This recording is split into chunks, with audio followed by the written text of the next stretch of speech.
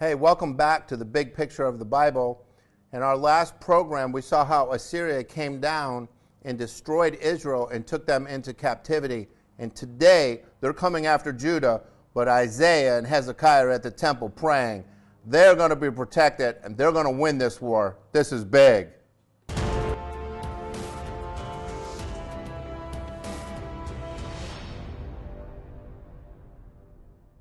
My friends, if you go to Isaiah 36 and 37, you can read all about this story. So I'm going to be walking you through this story. When Assyria went after Israel, this is what God called them to do.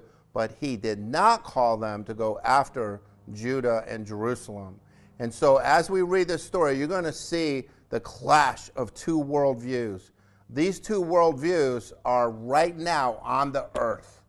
There are two worldviews that always clash, because one comes from Satan and one comes from God. Let's read about it. In Isaiah 36, verse 1, this is what it says. Now in the 14th year of King Hezekiah, Sennacherib, king of Assyria, came up against all the fortified cities of Judah and seized them. And the king of Assyria sent Rabshakeh from Lachish to Jerusalem, the king of Hezekiah, with a large army.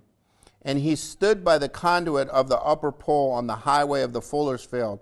Then Eliakim, the son of Hilkiah, who was over the household, and Shebna, the scribe, and Joah, the son of Asaph, the recorder, came out to meet him.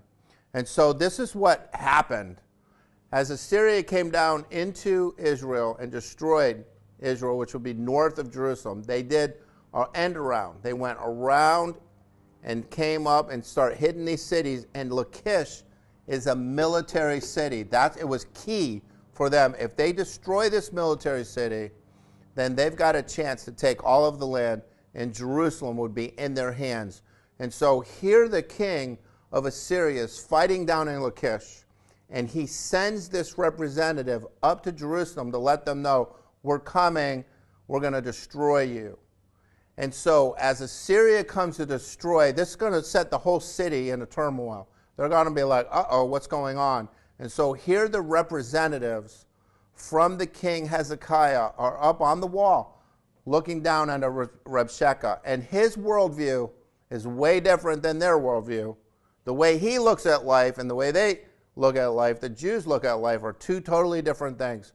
Let's get into it. And so in verse 4 it says, Then Rabshakeh said to them, Say now to Hezekiah, Thus says the great king, the king of Assyria, What is this confidence that you have? Do you know what? Satan says that to us a lot of time. What confidence do you have in your God? What kind of confidence do you have against me? I'm the big army. I'm the strong army. Nobody can stand against me. And guess what? We say our God is greater than you. He who is with us is greater than he who is with you. And that's the conflict that's going on right here. Watch how it plays out. He says, I say, your counsel and your strength for the war are only empty words. Now on whom do you rely that you have rebelled against me? Behold, you rely on the staff of this crushed reed, even on Egypt, on which if a man leans, it will go into his hand and pierce it. So is Pharaoh, king of Egypt, to all who rely on him. But if you say to me, we trust in the Lord our God, is it not he whose high places and whose altars Hezekiah has taken away, and has said to Judah and Jerusalem, you shall worship before this altar? Do you see what's going on? This is the clash of worldviews. Assyria comes, and they come around, and they say, oh, you kings, you're relying, Hezekiah, on Pharaoh. No, he wasn't. He wasn't relying on Pharaoh. He didn't trust in Pharaoh. He trusted in the Lord his God. So Rabshakeh tries that thing. Then he's going to try this. Are you going to depend on the Lord your God? Well, Hezekiah, you're the one who tore down all the altars. He tore down the altars. That's right. You know what the altars were? To false gods that the king before him, his daddy, set up, King Ahaz. You see, Isaiah came during the reigns of Uzziah, Jotham, Ahaz, and Hezekiah. Listen to me. Uzziah, good king, good politically, good economically, good spiritually. Jotham, good king, good politically, good economically, good spiritually. Ahaz, terrible politically, terrible economically, terrible spiritually. Didn't want God. He was going along with all these people who wanted to serve the false gods, and he began setting up. And Hezekiah, when he became king, his son, he said, no more, no false gods in the land. And he destroyed them and destroyed their priests. So Hezekiah stood strong for the Lord. He loved the Lord with all of his heart. He walked in the ways of David. And so when Rabshakeh says this to the guys up on the wall, they're probably looking at each other. I don't think he realizes we didn't tear down altars to the Lord our God. We tore down altars to false gods. And so Rabshakeh has a totally different worldview. He thinks his gods are greater than the Creator who created him. That's what we see today in America. We see people trusting in gods, political gods. Oh, socialism. Oh, you know what? If we have a great government that provides all of our needs, that will be our God. There's only one God. And the Creator God, the God that America was built on, that's the only God that there is. And we need to trust in Him. And so, what do you think they were going to do sitting there? They have this big, huge army out there. Their military city just got taken by Rabshakeh. The guys are still fighting down there. Well, look what it says, what it goes on to say. It says, have I now come without the Lord's approval against this land to destroy it? Listen to what he said. Assyria knew they had the approval of the Lord to go after Israel, but not after Judah and Jerusalem. They did not have God's approval to this, so they're lying about this. The Lord said to me, go up against this land and destroy it. Then Rabshakeh stood and cried out with a loud voice in Judean and said, hear the words of the great king, the king of Assyria. Thus says the king, do not let Hezekiah deceive you, for he will not be able to deliver you, nor let Hezekiah make you trust in the Lord, saying, the Lord will surely deliver us. This city will not be given into the hand of the king of Assyria. But I want you to know something. God had made a promise to Hezekiah and every single Jew that if armies greater than you come against you, if you come to this temple and bow and humbly pray to the Lord your God, He will deliver you. And Hezekiah did put everybody's trust in the living God. And they were not listening to Rabshakeh. They weren't going to listen to this stuff. They heard him. They wouldn't even respond to him because he was wrong and they knew it. And he did not. Look, all the circumstances said, Judah and Jerusalem, you're dead. All the circumstances said, you're going down. But the circumstances didn't matter to them. Why? Because faith is bigger than circumstances. Your faith can be bigger than a coronavirus. Your faith has to be bigger than the circumstances around your life because your God is so much bigger. If you have a big God, you have small problems. And Hezekiah and Isaiah, they've got a big, big, big, big God. And so 100,000 soldiers out there wasn't going to be anything for them. They knew their God could take care of this. Watch what happened. In Isaiah 37,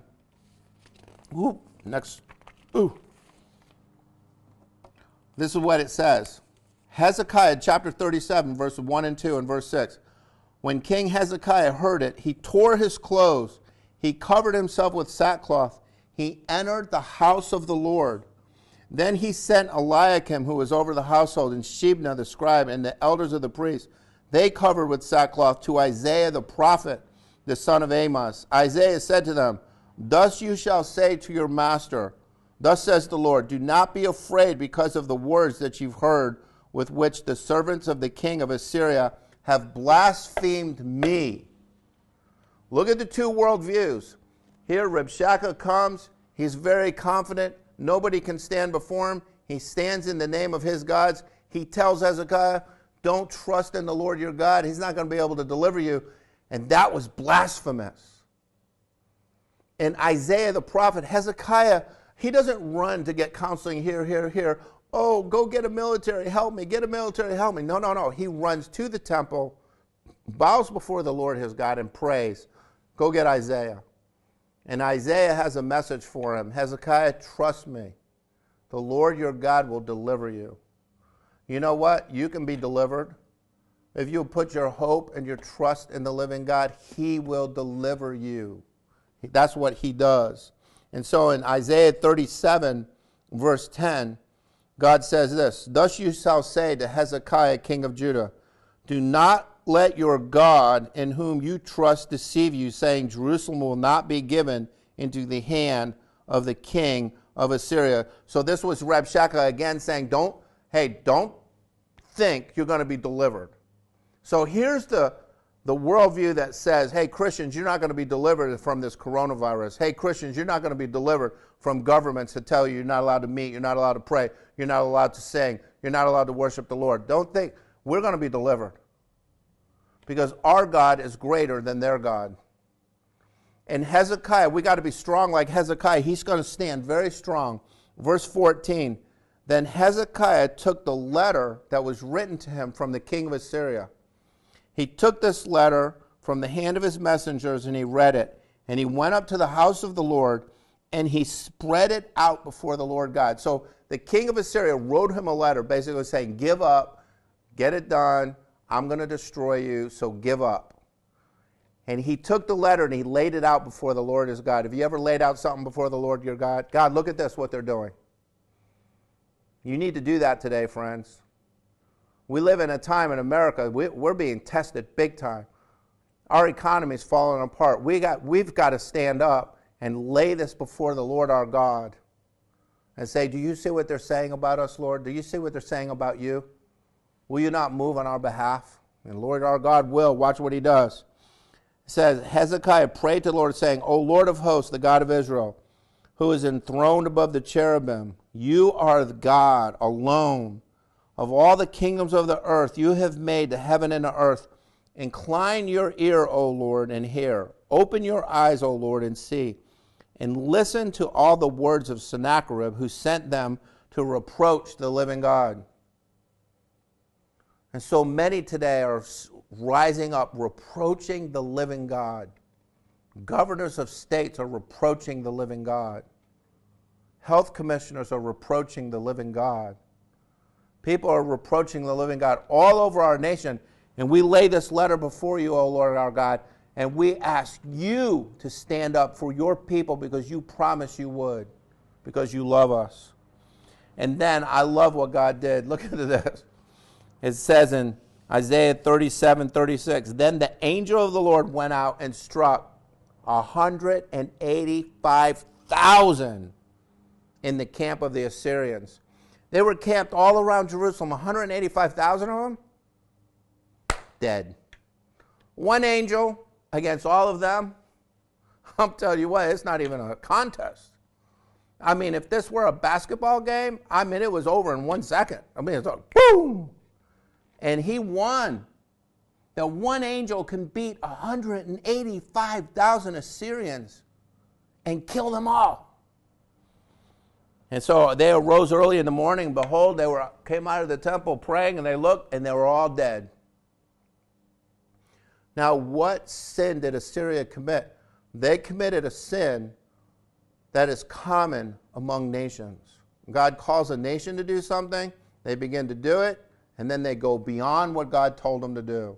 And so God gives us a commentary on what happened with Assyria in Isaiah chapter 10. In Isaiah 10, verses 5 through 8, this is what God says. Woe to Assyria, the rod of my anger. Listen to me, folks. This is an evil nation. And God used them as his rod, the rod of God's anger against his own people. And he was going to use them, and he did use them against Israel. But then it says this, and the staff in whose hands is my indignation. So this is God's anger and indignation coming down on Israel through what Assyria was going to do, what they did. And then God says this, I sent it against a godless nation, and I commissioned it against the people of my fury to capture booty, to seize plunder, trample them down like mud in the streets. Yet Assyria did not intend to do this, nor does it plan so in its heart, but rather it is its purpose to destroy and cut off many nations. For it says, are not all of my princes like kings? Do you see what happened? They became so arrogant. Assyria said, we're going to go after other nations. God said, no. You're only supposed to go after this one nation. Forget you, God. We're going to do what we want. And so they followed after their own gods. They knew that God had sent them there. The one and true and living God sent them there. Even though they knew it, they didn't care. They said, well, we're going to follow our other gods. And those other gods tell us to do all this. Nobody can stand against our gods. And we'll go to Jerusalem and tell them, now you're standing against the living God, the true God, not an idol who can do nothing. And when they did that, they were destroyed. And I just look at our nation and other nations. You cannot do that. But God goes on and gives us a commentary in the book of Isaiah, and down in verse 11. In Isaiah chapter 10, verse 11, he says, shall I not do to Jerusalem and her images, just as I have done to Samaria and her idols? And so Isaiah is introducing us. God is telling Isaiah to introduce to us, Jerusalem, you need to get rid of all of your idols and your sins also. Hezekiah did it, but the people did not want what Hezekiah did. The people around the nation did not want what he was doing. And so you can see a righteous king brought blessing to the nation, even though the people wanted to do the wrong thing. And when Hezekiah died, the next king that came along gave all the people what they wanted, and it was evil. It was terrible. But what about Assyria? What's going to happen with them? Well, let's turn into Isaiah chapter 19. There's a promise from God about the future. And I want to talk to you about prophecy here for a second, because this prophecy is amazing. After Jesus comes back and he sets up his kingdom in the millennium, this is what's going to happen. So it says, this is what it says in Isaiah chapter 19, verses 23 to 25. He says, in that day there will be a highway from Egypt to Assyria. And the Assyrians will come into Egypt, the Egyptians into Assyria. And the Egyptians will worship with the Assyrians. In that day, Israel will be the third party with Egypt and Assyria, a blessing in the midst of the earth. Can you imagine that? In other words, the grace of God is coming on these people. And then he says, whom the Lord of hosts has blessed, saying, blessed is Egypt, my people, Assyria, the work of my hands, and Israel, my inheritance. In other words, God is going to rebuild the temple there in Jerusalem during the millennium. And then in both of these places, he's going to have altars that people can go and worship the Lord our God. Is that not awesome? And you can see the grace of God in what he's talking about, Assyria. And so in our next broadcast, we're going to talk about Jonah and Nahum and finish all the teaching about Assyria. So please, people, team up with us. Help us spread the good news of God's kingdom on the earth. Please press like and share others. Thank you for being with us.